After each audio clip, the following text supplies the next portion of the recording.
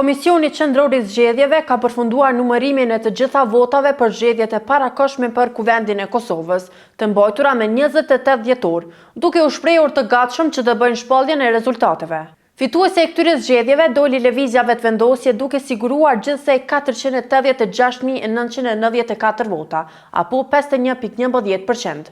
Personi më i votuar në këto zgjedhje ishte kryetari i Lëvizjes Vetëvendosje Albin Kurti, i cili mori 404.023 vota, duke thyer kështu rekordin e njeriut më të votuar në Kosovë. Nga Partia Demokratike e Kosovës, kandidati më i votuar ishte Bedri Hamza me 161.931 vota. Lumer Abdigjiku nga Lidhja Demokratike e Kosovës siguroi 88.445 vota, ndërsa Ramush Haradinaj u votua 43.997 herë. Sipas të dhënave të KQZ-s, Lëvizja Vetëvendosje ka fituar 57 ulse në Kuvendin e Kosovës, PDK-ja 22 ulse, LDK-ja 15 ulse, ndërsa AK-ja 6 ulse. Kurse lista serbe në këto zgjedhje rriti sërish përqindjen, duke siguruar 9 ulse në Kuvendin e Kosovës.